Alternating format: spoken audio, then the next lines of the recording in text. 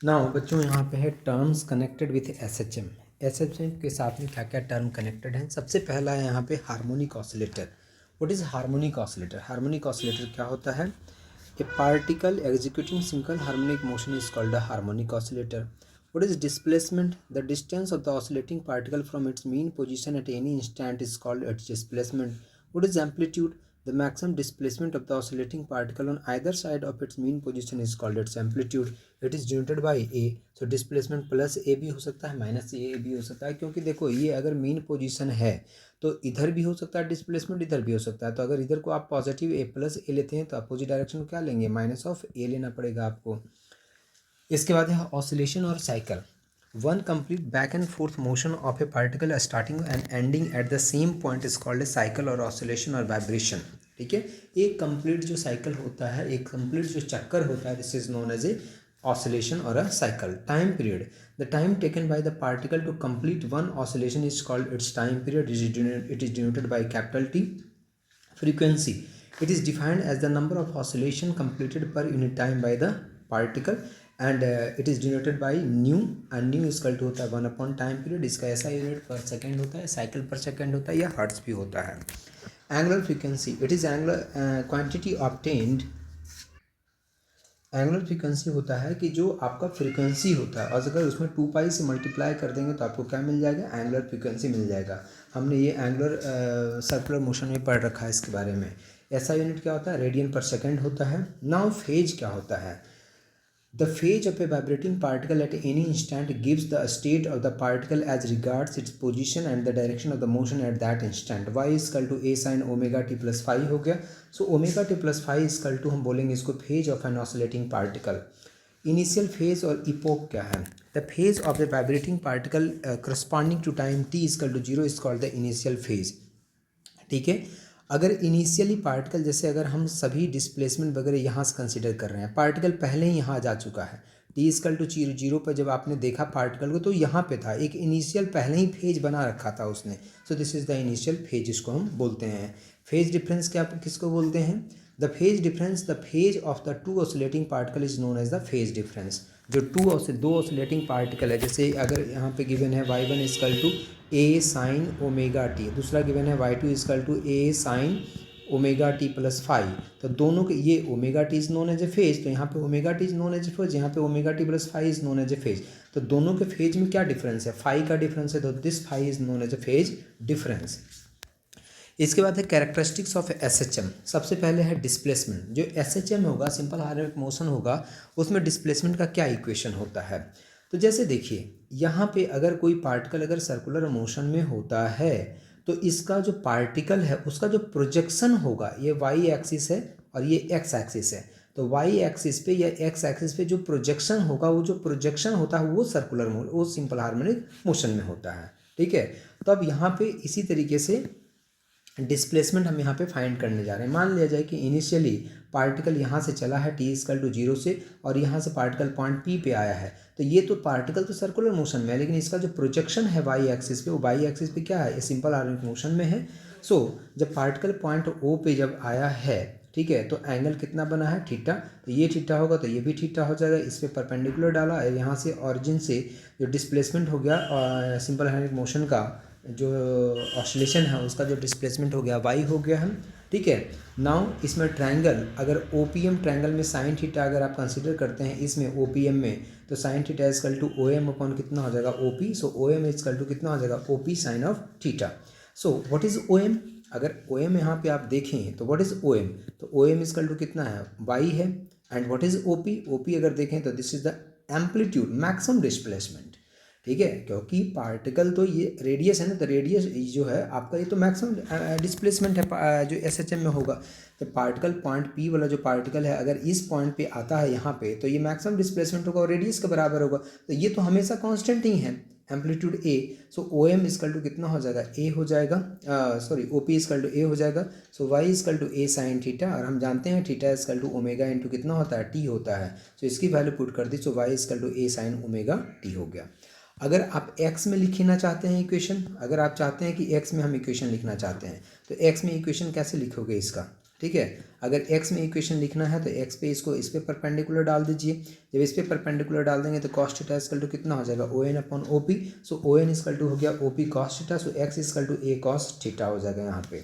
तो अगर y के टर्म में इक्वेशन लिखना चाहते हैं इक्वेशन डिस्प्लेसमेंट का, तो y equal to A sin omega T. अगर x के टर्म में लिखना चाहते हैं तो x equal to A cos omega T हो जाएगा।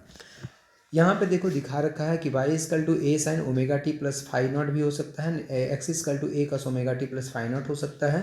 सो x जो y है ये क्या है आपका डिस्प्लेसमेंट है, omega T plus phi naught क्या है, इसको फेज बोलते हैं, ठीक है। और a क्या है यहाँ पे एम्पलीट्यूड है, और फाई नॉट क्या है यहाँ पे इनिशियल फेज है, ठीक है। एम्पलीट्यूड क्या होता है, maximum displacement of the particle from its mean position is called its amplitude. जो मैक्सिमम डिस्प्लेसमेंट होता है मीन पोजीशन से उसको हम क्या बोलते हैं, एम्पलीट्यूड बोलते हैं। So maximum displacement of the particle from its mean position is called its amplitude and it is denoted by A, capital A से इसको हम डिनोट करते हैं। सो वाई इक्वल टू कितना हो गया, ए साइन ओमेगा टी हो गया। So Y equal to Y maximum if sine omega T equal to कितना हो जाएगा, +-1। मतलब कि वाई मैक्सिमम कब होगा, मतलब एम्पलीट्यूड के बराबर कब होगा, जब साइन ओमेगा टी की वैल्यू मैक्सिमम होगी, क्योंकि ए तो कांस्टेंट ही है और साइन ओमेगा टी की मैक्सिमम वैल्यू कितनी हो सकती है, +-1 हो सकती है। तो इसीलिए एम्पलीट्यूड जो है वाई मैक्सिमम +- कितना होगा, ए होगा। वेलोसिटी, तो जो डिस्प्लेसमेंट का इक्वेशन आया था Y equal to A sine omega T, अगर आप इसको डिफरेंशिएट कर देते हो तो यहाँ से क्या निकल जाएगा आपका, वेलोसिटी निकल जाएगा। तो y equal to A sine omega T है, तो a तो कांस्टेंट है, साइन ओमेगा टी को डिफरेंशिएट करोगे तो cos omega T into omega हो जाएगा। So a omega cos omega T हो जाएगा। यहाँ पे ये देखो गलत लिखा गया थोड़ा सा, देखो नीचे चेंज किया हुआ, हालांकि यहाँ पे ये कॉस ओमेगा टी हो जाएगा, ठीक है। So velocity equal to A omega cos omega T हो जाएगा। और हम जानते हैं कि sine square omega T plus cos square omega T equal to 1 होता है। So cos omega T equal to √1 minus sine square omega T हो जाएगा। इसकी वैल्यू हम यहाँ पे पुट कर देंगे कॉस के टर्म में। So this equal to V equal to A omega √1 minus sine square omega T हो जाएगा।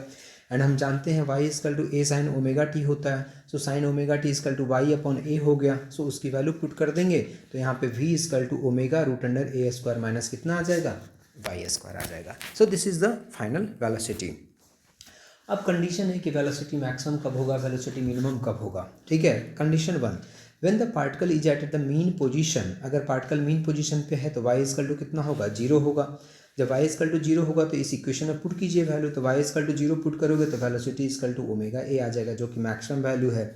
मतलब मीन पोजीशन पे जो वेलोसिटी होता है वो क्या होता है, मैक्सिमम होता है। अगर एक्सट्रीम पोजीशन की बात कर लें तो एक्सट्रीम पोजीशन का मतलब है y इक्वल टू +-a, और अगर y इक्वल टू कुछ भी या तो +a पुट कीजिए या -a पुट कीजिए, क्योंकि अंदर √n के अंदर a² माइनस y² है। तो अगर a पुट करो या -a पुट करो, दोनों के केस में वेलोसिटी कितना होगा, 0। मतलब एक्सट्रीम पोजीशन वो पोजीशन होता है जहाँ पे वेलोसिटी क्या होती है, 0 होती है, और मीन पोजीशन वो पोजीशन होता है जहाँ पे वेलोसिटी क्या होती है, मैक्सिमम होती है, ठीक है। याद रखना है आपको। एक्सेलरेशन, अब वेलोसिटी जो आ गया था, velocity equal to V equal to A omega cos omega T आ गया था। अगर वेलोसिटी को डिफरेंशिएट कर दोगे तो क्या आ जाएगा आपका, एक्सेलरेशन आ जाएगा। सो वी इक्वल टू अगर आप डिफरेंशिएट करेंगे dy/dt, so this equal to velocity equal to कितना था, A velocity equal to dy/dt and this equal to A omega cos omega T. So इसको अगर आप डिफरेंशिएट करेंगे टाइम के रिस्पेक्ट में तो यहाँ पे आ जाएगा -a omega sine omega T आ जाएगा। So acceleration equal to dv/dt equal to -a omega sine omega T हो जाएगा।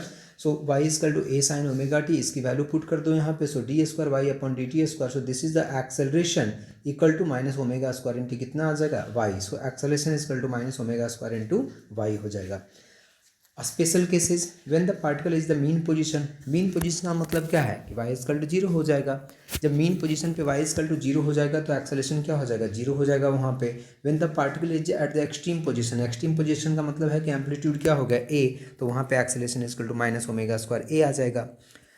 सो यहाँ पे expression for velocity and different displacement लिया है, तो इसको डिफरेंशिएट 1 टाइम करेंगे तो वेलोसिटी आएगा, 2 टाइम्स डिफरेंशिएट करोगे तो क्या आ जाएगा, एक्सेलरेशन आ जाएगा, ठीक है। इसके बाद फेज रिलेशन निकाला है। टाइम पीरियड कितना होता है, कैपिटल टी। अगर कैपिटल टी को 3-4 पार्ट में हम डिवाइड कर दें, ठीक है, 3-4 पार्ट में डिवाइड कर दें कैपिटल टी को, और डिफरेंट टाइम पे हम जो टाइम पीरियड को हमने डिवाइड किया है, डिफरेंट पोजीशन पे हम अगर एक्सेलरेशन वेलोसिटी एंड डिस्प्लेसमेंट निकाल लें और उसका हम ग्राफ प्लॉट अगर करें तो उसी को यहाँ पे फेज रिलेशन हम बोलते हैं। जैसे y इक्वल टू कितना है, a साइन ओमेगा टी है, ए इजकल टू कितना है minus A omega square sine omega T है, एंड वेलोसिटी इजकल टू कितना है A omega cos omega T है। कॉस ओमेगा टी को हमने साइन में कन्वर्ट कर दिया, A omega sine omega T plus pi by two. Number one, when T equal to zero, अगर टी इजकल टू जीरो होता है तो डिस्प्लेसमेंट जीरो हो जाएगा, वेलोसिटी इजकल टू आपका ए ओमेगा आ जाएगा, क्योंकि आपको पता भी है कि वाई इजकल टू जीरो हो जाएगा, जिसका मतलब मीन पोजीशन पे डिस्प्लेसमेंट जीरो होता है, वेलोसिटी मैक्सिमम होता है, एक्सेलरेशन जीरो होता है, सो एक्सेलरेशन जीरो आ जाएगा। तो टोटल टाइम पीरियड कितना था, कैपिटल टी था, हम ले रहे हैं T equal to T by four पे, तो अगर T equal to T by four लेते हैं तो वाई इजकल टू कितना हो जाएगा A sine two pi upon T into T by four आ जाएगा, स्मॉल टी इजकल टू कितना आ जाएगा T by four, so Y equal to A sine pi by two, so Y equal to कितना हो जाएगा ए हो जाएगा। सो इसी तरह से फिर वेलोसिटी निकालेंगे, एक्सेलरेशन निकालेंगे, फिर small T equal to capital T by two पे डिस्प्लेसमेंट निकालिए, वेलोसिटी निकालिए, एक्सेलरेशन निकालिए, फिर small T equal to three T by four पे डिस्प्लेसमेंट निकालिए, वेलोसिटी निकालिए, एक्सेलरेशन निकालिए, फिर small T equal to capital T, मतलब एक टाइम पीरियड पूरा आपका हो गया, और वहाँ पे डिस्प्लेसमेंट निकालिए, वेलोसिटी निकालिए, एक्सेलरेशन निकालिए, और तीनों का ग्राफ यहाँ पे प्लॉट खींच दीजिए। ये देखिए डिस्प्लेसमेंट का इक्वेशन, इधर टाइम है, इधर डिस्प्लेसमेंट है, इधर टाइम है, इधर वेलोसिटी है, इधर टाइम है, इधर एक्सेलरेशन है, तो तीनों को यहाँ पे हमने प्लॉट कर दिया है। Now expression for the time period and frequency of A particle executing SHM, ठीक है। यहाँ पे अब टाइम पीरियड क्या होगा, ठीक है, तो ए इजकल टू तो ओमेगा स्क्वायर इंटू वाई होता है, एक्चुअली माइनस लगा लें तो ज़्यादा अच्छा है, ठीक है, तो लेकिन माइनस के साइन को यहाँ नेग्लेक्ट कर रहे हैं क्योंकि यहाँ पे हमें टाइम पीरियड फाइंड करना है सिर्फ, ठीक है, तो Y equal to omega, minus sine तो सिर्फ इसलिए आता है कि एक्सेलरेशन और डिस्प्लेसमेंट का जो डायरेक्शन होता है वो क्या होता है, अपोजिट होता है, तो वो उसको रिप्रेजेंट करता है सिर्फ। So omega equal to root under A upon Y हो गया, so this is to omega equal to two pi upon T होता है, so this equal to root under A upon Y, so T equal to two pi root under Y upon A हो गया, so time period equal to two pi root under displacement upon क्या हो गया, acceleration, ठीक है। Now इसके बाद है सिंपल पेंडुलम, ठीक है, तो सिंपल पेंडुलम सभी को पता है कि एसएचएम होता है, सिंपल हार्मोनिक मोशन होता है सिंपल पेंडुलम में, लेकिन इसको प्रूफ भी करना है पहले हमें कि ये होता है कि नहीं होता है। चलिए देखते हैं simple pendulum. An ideal simple pendulum consist of a point mass suspended by a flexible inelastic and weightlessness string from a rigid support of infinite mass. In practice we can neither have a point mass nor a weightless spring, ठीक है, string. Now यहाँ पे हमने यहाँ पे connect कर रखा है, ठीक है, ये सिंपल पेंडुलम देखो है यहाँ पे, ठीक है, पहले ये मीन पोजीशन पे था, ठीक है, जब कोई एक्स्ट्रा फोर्स इस पर नहीं लग रहा था, कोई डिस्प्लेसमेंट इसमें नहीं था, तो ये कहाँ पे था, मीन पोजीशन पे था, ठीक है, तो मीन पोजीशन पे था, लेकिन इसको हमने डिस्प्लेस कर दिया, एक्स डिस्प्लेस हमने कर दिया, तो एक्स डिस्प्लेस कर दिया तो ये ए पोजीशन पे आ गया। अब इसका वेट कितना हो गया, एम जी डाउनवर्ड डायरेक्शन में हो गया, ये एंगल कितना हो गया, थीटा हो गया, तो यहाँ पे भी एंगल कितना बनेगा, थीटा। फिर एम जी का दो कंपोनेंट होगा, इधर हो जाएगा एम जी कॉस थीटा, इधर हो जाएगा आपका M G sine theta. Now tension कितना हो गया टी, तो टी को इक्वेट किया आपने, तो टी इजकल टू कितना हो जाएगा, एम जी कॉस थीटा हो जाएगा, ठीक है। टी तो बैलेंस, जो टेंशन है वो एम जी कॉस थीटा को बैलेंस करेगा, लेकिन टी साइन थीटा को कौन बैलेंस करेगा, टी साइन थीटा को कोई बैलेंस करने वाला नहीं है, तो यही टी साइन थीटा है, M G sine theta, sorry T sine theta नहीं, एम जी साइन थीटा, तो यही वो एम जी साइन थीटा है जिस is known as a restoring force, जो पेंडुलम को क्या करता है, रीस्टोर करता है, ठीक है। So this is M G sine theta is known as the restoring force. यहाँ पे रीस्टोरिंग फोर्स क्या कहलाता है, एम जी साइन थीटा। अच्छा, ये एंगल अगर थीटा है, ये डिस्टेंस अगर एक्स है आर का, और ये रेडियस एल है, तो theta equal to L upon R हमने पढ़ रखा है, तो वहाँ से यहाँ पे भी एक्स इजकल टू कितना आ जाएगा, theta upon theta into L आ जाएगा, ठीक है। बाकी सब चीज़ें इन्फॉर्मेशन हमने बता दिया। So M G equal to कितना है, net force acting on the bob, ठीक है, M G equal to net force acting on the bob है। So restoring force equal to M G sine theta हो गया, तो यही तो रीस्टोरिंग फोर्स है आपका। माइनस साइन सिर्फ ये बता रहा है कि फोर्स और जो डिस्प्लेसमेंट का डायरेक्शन होगा वो क्या होगा, अपोजिट होगा, मतलब कि negative sign indicates that force is directed toward the mean position. अच्छा, थीटा जो यहाँ पे होता है वेरी स्मॉल होता है, तो थीटा अगर स्मॉल होता है तो साइन थीटा को हम अप्रॉक्सीमेटली थीटा लिखते हैं, तो हमने थीटा से रिप्लेस कर दिया साइन थीटा को, एंड थीटा की वैल्यू एक्स अपॉन एल होता है, उसकी वैल्यू पुट कर दी, so F equal to minus M G X upon L हो गया। According to Newton second law of motion, force equal to क्या होता है, मास इंटू एक्सेलेरेशन, हमने इक्वेट कर दिया इसको, सो एक्सेलेरेशन इजकल टू कितना हो गया, माइनस जी अपॉन एल इंटू एक्स हो गया। सो जी अपॉन एल जो होता है वो क्या होता है, ओमेगा स्क्वायर के बराबर होता है। सो ओमेगा स्क्वायर की वैल्यू निकल गई, तो ओमेगा की वैल्यू निकल गई यहाँ पे। जब ओमेगा की वैल्यू निकल गई तो ओमेगा इजकल टू कितना होता है, टू पाई अपॉन टी होता है, and this is two root under G upon L हो गया। So time period is to 2 pi root under L upon कितना हो गया, जी हो गया।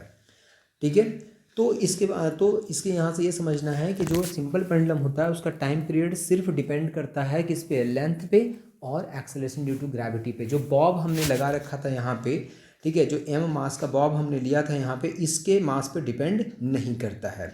नाउ इसके बाद है सेकंड पेंडुलम क्या होता है। A simple pendulum whose time period is 2 second is known as a second pendulum.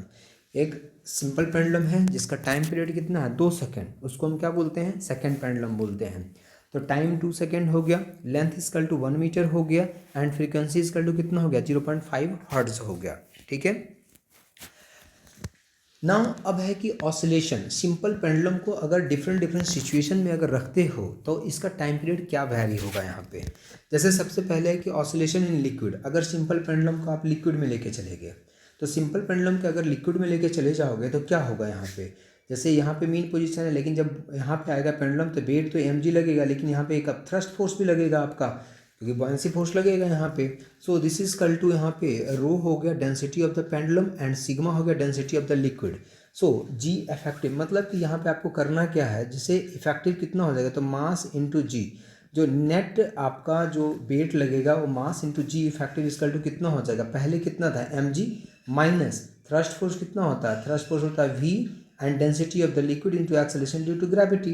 तो जी इफेक्टिव इजकल टू कितना हो जाएगा, तो जी इफेक्टिव इजकल टू हो जाएगा mg अपॉन m, तो मास मास कट जाएगा, and v sigma g upon कितना हो जाएगा m, और m की वैल्यू यहाँ पे कितनी हो जाएगी, तो बॉब का मास है, तो बॉब का मास इजकल टू कितना हो जाएगा, तो डेंसिटी इजकल टू कितना होता है, मास अपॉन वॉल्यूम।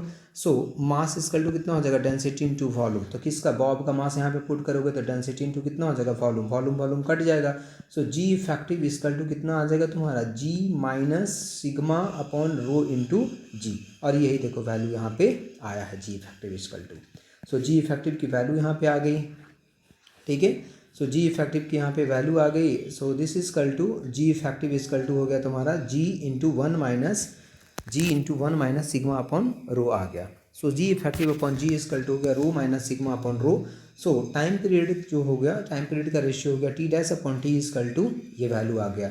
सो इसकी वैल्यू हमेशा ग्रेटर देन 1 होगी। So T dash upon T की वैल्यू हमेशा ग्रेटर देन 1 होगी। So T dash upon T हो जाएगा, मतलब कि अगर किसी लिक्विड में लेके चले जाते हो तो टाइम पीरियड बढ़ जाएगा। टाइम पीरियड क्या होगा, इंक्रीज कर जाएगा आपका टाइम पीरियड यहाँ पे। ये इलेक्ट्रिक फील्ड वाला हमने बोला था आपसे कि ये मैं बाद में डिस्कस करूँगा, क्योंकि इलेक्ट्रिक फील्ड आपको पता है नहीं, तो उसके कारण जो फोर्स लगता है इसके बारे में हम बाद में डिस्कस आपसे करेंगे। फिर पेंडुलम इन लिफ्ट की बात आती है कि अगर पेंडुलम लिफ्ट में होगा तो क्या होगा। तो if the pendulum is suspended from the ceiling of the lift, number 1, if the lift is at rest और moving upward with a constant velocity. ठीक है, अगर लिफ्ट रेस्ट में है या कांस्टेंट वेलोसिटी से अगर मूव कर रहा है तो time period T equal to 2 pi root under क्या हो जाएगा, एल अपॉन जी हो जाएगा। ठीक है, इस केस में। Number 2, if the lift is moving upward with constant acceleration, ये लिफ्ट है और कांस्टेंट ए एक्सेलरेशन से अपवर्ड डायरेक्शन में मूव कर रहा है अगर, ठीक है, तो इस पे एक्सेलरेशन ड्यू टू ग्रेविटी किधर था, डाउनवर्ड डायरेक्शन में, लिफ्ट ऊपर जा रहा है तो स्यूडो एक्सेलरेशन किधर लगेगा, नीचे लगेगा, तो टोटल एक्सेलरेशन कितना हो जाएगा, ए प्लस कितना हो जाएगा, जी हो जाएगा। So time period T equal to 2 pi root under L upon कितना हो जाएगा, जहाँ पे जी होता था जी प्लस ए हो जाएगा। अगर यही लिफ्ट अगर नीचे जाना स्टार्ट कर देगा तो एक्सेलरेशन ड्यू टू ग्रेविटी किधर है, डाउनवर्ड, लेकिन स्यूडो एक्सेलरेशन किधर लगेगा, ऊपर लगेगा। सो दोनों क्या हो जाएगा, माइनस हो जाएगा। सो जी माइनस ए यहाँ पे हो जाएगा। और अगर लिफ्ट की रस्सी टूट गई तो एक्सेलरेशन डाउनवर्ड में कितना हो जाएगा, एक्सेलरेशन ड्यू टू ग्रेविटी के बराबर। सो यहाँ पे जो ए था वहाँ पे जी पुट कर दो तो जी माइनस जी क्या हो जाएगा, जीरो, तो समथिंग अपन जीरो क्या हो जाएगा, इनफाइनाइट। मतलब उस केस में टाइम पीरियड कितना हो जाएगा आपका, इनफाइनाइट हो जाएगा। It means there will be no oscillation in simple pendulum, effective acceleration become zero and pendulum will stop. इसके बाद pendulum in an accelerated vehicle, अगर एक्सेलरेटेड कोई कार है इसमें अगर सिंपल पेंडुलम को आप रखते हैं तो ये सिंपल पेंडुलम हो गया। तो अगर ए से एक्सेलरेट कर रहा है तो यहाँ पे स्यूडो एक्सेलरेशन आ जाएगा, ए acceleration due to gravity G इधर, तो जी इफेक्टिव इधर आ गया, और इसको वेक्टरिकली आप निकाल लोगे तो रूट अंडर कितना आ जाएगा, G square plus A square आ जाएगा। So T equal to 2 pi root under L upon G effective, G effective की वैल्यू ये है, ये पुट करोगे यहाँ पे। If simple pendulum suspended in a car that is moving with a constant speed v around a circle of radius r, अगर कोई radius r में कोई कार अगर ट्रेवल कर रहा है इसमें, ठीक है, और तो कार ट्रेवल करेगा तो वेट किधर होगा, acceleration due to gravity downward होगा, सेंट्रीपिटल फोर्स किधर लगेगा, सेंटर के टुवर्ड्स में mv² r। तो रिजल्टेंट क्या हो जाएगा, जी इफेक्टिव। तो जी इफेक्टिव इक्वल टू हो जाएगा root under g² plus v² r का whole square. So time period equal to t equal to 2 pi root under l upon root under g² plus v² r का whole square हो जाएगा। Now इसके बाद है oscillations due to a spring.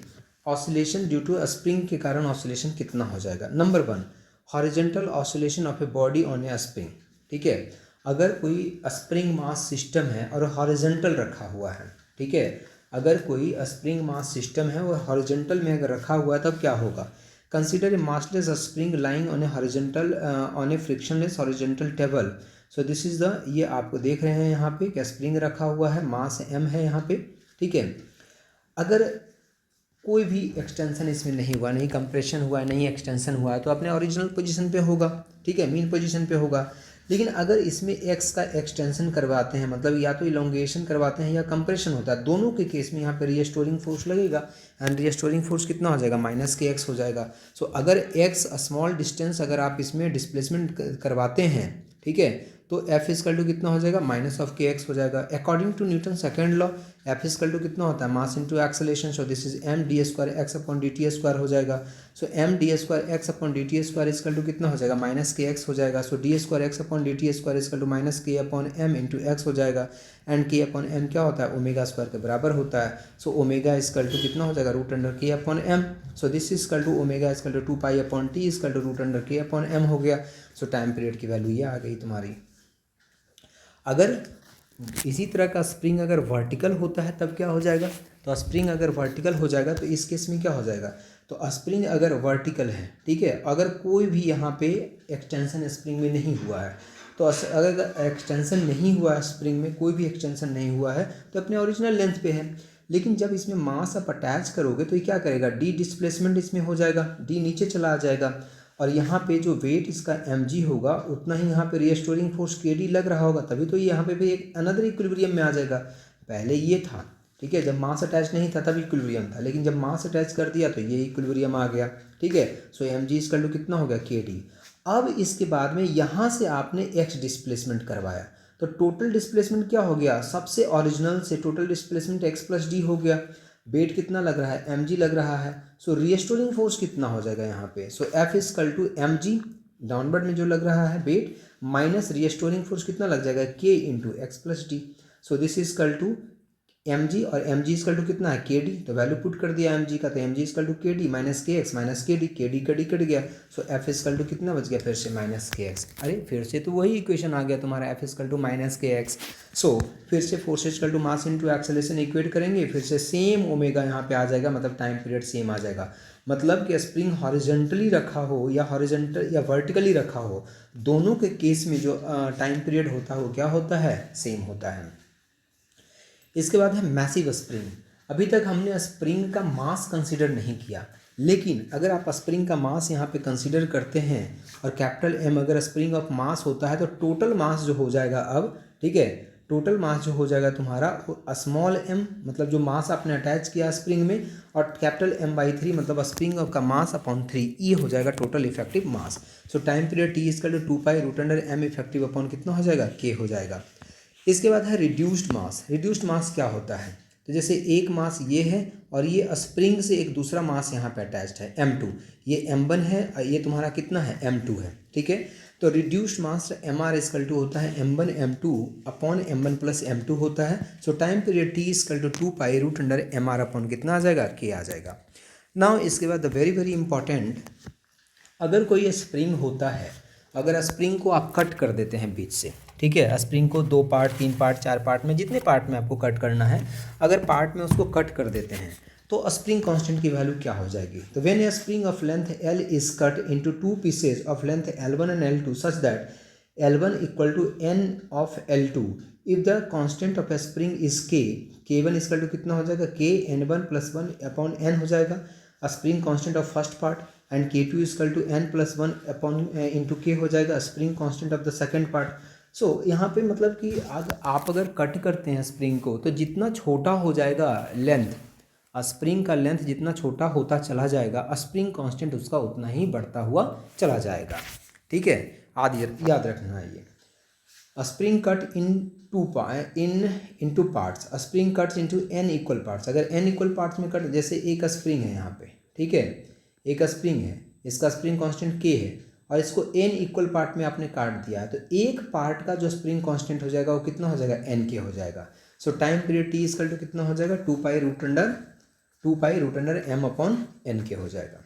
इसके बाद है oscillation of spring combination.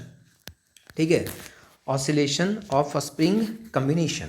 Now spring parallel में होगा तब क्या होगा, स्प्रिंग सीरीज में होगा तो क्या होगा। तो सबसे पहले है पैरेलल कम्बिनेशन। अगर स्प्रिंग पैरेलल में है तो क्या होगा। पैरेलल का मतलब है कि स्प्रिंग अगर पैरेलल में है तो कैसे पता करोगे, एक्सटेंशन सेम होगा। अगर 2 स्प्रिंग, 3 स्प्रिंग, 4 स्प्रिंग, जितने भी स्प्रिंग हैं, बहुत सारे स्प्रिंग कनेक्टेड हैं और सभी स्प्रिंग में अगर एक्सटेंशन सेम हो रहा है, कंप्रेशन हो या इलोंगेशन हो, दोनों में अगर जो भी हो रहा है वो अगर सेम हो रहा है सभी स्प्रिंग में, तो इसका मतलब समझना है कि वो सारे स्प्रिंग किस में है, पैरेलल में है। ठीक है, तो ये सारा जो डायग्राम आप देख रहे हैं यहाँ पे, सारा ये किस में है, पैरेलल में है। K1 K2 क्या हो गया, स्प्रिंग कांस्टेंट, Y क्या हो गया, extension produce in each spring. मान लिया जाए कि इस M को नीचे डिस्प्लेस किया है, ठीक है, और ये जो डिस्प्लेसमेंट हो गया यहाँ पे Y हो गया, तो स्प्रिंग K1 जो है जिसका स्प्रिंग कांस्टेंट है उसमें भी Y डिस्प्लेसमेंट होगा, K2 बाई Y डिस्प्लेसमेंट होगा। तो रिस्टोरिंग फोर्स कितना हो जाएगा, K1 इंटू बाई, इसमें कितना हो जाएगा माइनस K2 इंटू बाई। सो टोटल रिस्टोरिंग फोर्स कितना हो जाएगा, तो F equal to F1 plus F2, so this is F equal to minus K1 plus K2 into y हो जाएगा। मान लिया जाए इन दोनों स्प्रिंग को हटा दिया और एक स्प्रिंग यहाँ पे हमने कनेक्ट किया जिसका स्प्रिंग कांस्टेंट Kp है। ठीक है, स्प्रिंग कांस्टेंट कितना है, Kp। तो रिस्टोरिंग फोर्स कितना हो जाएगा, डिस्प्लेसमेंट तो ही y हो जाएगा, so F equal to minus Kp into कितना हो जाएगा y, so Kp equal to कितना हो जाएगा, K1 प्लस K2 हो जाएगा। फॉर n स्प्रिंग तो Kp इक्वल टू, मतलब कि याद रखना यहाँ पे, अब इन दोनों को इक्वेट किया, देखो let this is equation 1 equation 2, तो स्प्रिंग जो फोर्स है रिस्टोरिंग तो सेम ही होगा, तो अगर इक्वेट करोगे तो Kp इक्वल टू कितना आ जाएगा, K1 प्लस K2। मतलब कि ये जो 2 स्प्रिंग था, ठीक है, इन दोनों को कम्बिनेशन जो होगा, ठीक है, जो इक्विवेलेंट आएगा वो K1 प्लस K2 के बराबर होगा। मतलब कि जब भी पैरेलल में स्प्रिंग कनेक्टेड होता है तो जो स्प्रिंग कांस्टेंट, अगर इक्विवेलेंट स्प्रिंग कांस्टेंट आपसे पूछता है तो ऐड कर देना है सब स्प्रिंग कांस्टेंट को। फॉर n स्प्रिंग कितना हो जाएगा, तो Kp equal to K1 plus K2 plus Kn हो जाएगा। Now time period 2 pi root under m upon total spring constant. Spring connected in series, अगर स्प्रिंग सीरीज में कनेक्टेड होगा तब क्या होगा। In series combinations equal forces acts on spring but extension in spring are different. जो series में जब होता है तो फोर्सेज सेम होते हैं, एक्सटेंशन अलग अलग होते हैं यहाँ पे। ठीक है, ये आपको डायग्राम दिख रहा है, ये स्प्रिंग किस में है, सीरीज में है। नाउ अगर मान लिया जाए कि इसमें इलोंगेशन x1 हुआ है, इसमें इलोंगेशन x2 हुआ है, तो फोर्स कितना लग जाएगा, तो force equal to minus K1 x1 लगेगा, force equal to minus K2 x2, और दोनों क्या होंगे, इक्वल होंगे। सो x1 इक्वल टू कितना निकल जाएगा, minus F upon K1, x2 equal to minus F upon K2। So total extension कितना हो जाएगा, तो x equal to x1 plus x2 हो जाएगा। So this equal to minus F upon K1 minus F upon कितना आ जाएगा, K2। So x equal to कितना हो जाएगा, minus F K1 plus K2 upon K1 K2 हो जाएगा। अगर इन दोनों स्प्रिंग को हटा करके एक स्प्रिंग लाया जिसका स्प्रिंग कांस्टेंट Ks है, ठीक है, तो टोटल रिस्टोरिंग फोर्स कितना हो जाएगा, minus Ks into x. X is the कितना, इसमें डिस्प्लेसमेंट मान लिया जाए, एक्स कितना क्या हुआ है इसमें, टोटल एक्सटेंशन मान लिया जाए। सो दोनों को इक्वेट जब करोगे, this is equation 1, this is equation 2, तो Ks इक्वल टू आ जाएगा K1 K2 upon K1 plus K2। मतलब जब सीरीज में स्प्रिंग होते हैं, जब कनेक्टेड होते हैं, तो उसका जो इक्विवेलेंट आ जाता है वो आ जाता है 1 upon Ks equal to 1 upon K1 plus 1 upon K2। इस तरह से आपको ऐड करना है। अगर n स्प्रिंग हो जाएंगे तो 1 upon Ks equal to 1 upon K1 plus 1 upon K2 plus 1 upon K3 plus 1 upon Kn हो जाएगा। अच्छा, अगर सभी स्प्रिंग कांस्टेंट की वैल्यू k हो जाएगी तब क्या हो जाएगा, तो 1 upon Ks equal to 1 upon K plus 1 upon K plus 1 upon K, कहाँ तक, n तक चला जाएगा। So 1 upon Ks equal to कितना हो जाएगा, n अपॉन K हो जाएगा। So Ks equal to K upon कितना हो जाएगा, n हो जाएगा। ठीक है, नाउ इसके बाद है अदर एग्जाम्पल्स ऑफ SHM। कुछ और एग्जाम्पल्स हैं SHM के। ठीक है, क्या एग्जाम्पल्स हैं SHM के, और देखिए यूट्यूब। ठीक है, हमने एक यूट्यूब लिया है, हमने पढ़ा है फ्लूइड मैकेनिक्स में यूट्यूब के बारे में। तो एक यूट्यूब लिया है, ठीक है, ये है यूट्यूब आपका, ठीक है, ये क्या है आपका यूट्यूब। और इस यूट्यूब में हमने क्या लिया है, कोई लिक्विड लिया है। तो लिक्विड पहले यहाँ पे था, रेस्ट में था लिक्विड, ठीक है, यहाँ तक था, रेस्ट में था, और जो बॉटम से हाइट था इसका लिक्विड का वो कितना था, h था। तो दोनों तरफ लिक्विड भरा हुआ था, इधर भी भरा हुआ था, दो आर्म है इसमें, एक आर्म इसको बोलेंगे, दूसरा आर्म इसको बोलेंगे। ये फर्स्ट आर्म हो गया, ये हो गया आपका सेकेंड आर्म, मतलब कि जो पाइप है ये दोनों तरफ पाइप है। तो टोटल हाइट बॉटम से h था, ठीक है। तो अगर हाइट h था और इनिशियली लिक्विड जो था h हाइट तक भरा हुआ था बॉटम से, ठीक है, यहाँ से h हाइट तक, देखो दिखा रखा है h हाइट तक, यहाँ तक लिक्विड था, इधर भी था। तो अगर और मान लिया जाए कि इसका क्रॉस सेक्शन एरिया जो ट्यूब है उसका कितना है, a है, ठीक है। मास इसमें जो लिक्विड था उसका m था, और जो हाइट है h है, और डेंसिटी जो है इसका रो है। तो मास इक्वल टू कितना हो जाएगा, वॉल्यूम इंटू डेंसिटी। तो ये जो टोटल लिक्विड है इसका वॉल्यूम कितना हो जाएगा, तो एरिया इंटू टोटल हाइट कितना है, तो h इस साइड पाइप में, तो h इस साइड पाइप में, तो 2h हो जाएगा, तो ये वॉल्यूम हो जाएगा, इंटू डेंसिटी से मल्टीप्लाई करेंगे तो क्या आ जाएगा, मास आ जाएगा। So mass is equal to a into 2h into density. ये कौन सा मास आया, जो लिक्विड है इसमें, जो पाइप में U ट्यूब में लिक्विड भरा हुआ है, जब h हाइट तक भरा हुआ था यहाँ तक लिक्विड, तब आपका। अब हमने क्या किया, इसको यहाँ पे प्रेस किया लिक्विड को, और लिक्विड को प्रेस किया तो लिक्विड जो है डिस्प्लेस हो गया यहाँ से, और लिक्विड बाई डिस्प्लेसमेंट इसमें डिप्रेस कर गया, लिक्विड नीचे चला गया। अरे तो यहाँ पे बाई डिस्प्रेस हो गया, तो यहाँ पे बाई ऊपर चला जाएगा लिक्विड। नाउ अब जो इक्विलिब्रियम है, नेक्स्ट इक्विलिब्रियम जो बना, ये बन गया इक्विलिब्रियम, ये पोजीशन इक्विलिब्रियम का है। तो यहाँ से इस तरफ सेकेंड आर्म में लिक्विड कितना ऊपर चला गया है, तो वाई, तो आपने वाई इधर से डिस्प्लेस किया था, तो ये हो गया टोटल वाई, और ये वाई ऊपर चला गया, तो वाई प्लस वाई कितना हो गया, 2y ऊपर चला गया। सो हम यहाँ पे कहेंगे कि weight of the liquid column of the height 2y कितना हो जाएगा, तो एरिया है a, लेंथ है 2y, into density rho, into acceleration due to gravity. तो ये टोटल क्या हो जाएगा, वेट हो जाएगा। और यही लिक्विड रिस्पॉन्सिबल होगा ना लिक्विड को फिर से अपने ओरिजिनल पोजीशन पे लाने के लिए। So this weight is known as the restoring force. ये वेट यहाँ पे क्या काम करता है, रिस्टोरिंग फोर्स का काम यहाँ पे करता है। So this is equal to F is equal to minus 2a rho g into y. So F is directly proportional to कितना हो जाएगा, माइनस ऑफ y आप बोल सकते हैं। So force is equal to mass into acceleration is directly proportional to minus of y. So acceleration mass is also constant. So ये भी proportion में चला गया। So acceleration is directly proportional to minus of y। हम मतलब हम कहेंगे यहाँ पे कि ये जो मोशन है यहाँ पे, ये भी SHM को फॉलो करेगा। Now के की वैल्यू आ गई, टाइम पीरियड इसका 2π√m अपॉन के होता है। m तो हमने पहले ही निकाल रखा है मास, के की वैल्यू हमने यहाँ से फाइंड कर ली, वैल्यू पुट करोगे तो यहाँ पे आ जाएगा t इसका 2π√h अपॉन g आ जाएगा, ठीक है। h क्या था, इनिशियल जो इसमें लिक्विड जो भरा था बॉटम से वहाँ तक का एक आर्म में हाइट था। अगर दोनों आर्म का वैल्यू 2h है, तो 2h को अगर l मानते हो तो h इक्वल टू कितना हो जाएगा, l/2, मतलब l is the length of the liquid column total है, तो t equal 2π√l upon 2g आप इसको लिख सकते हैं टाइम पीरियड को।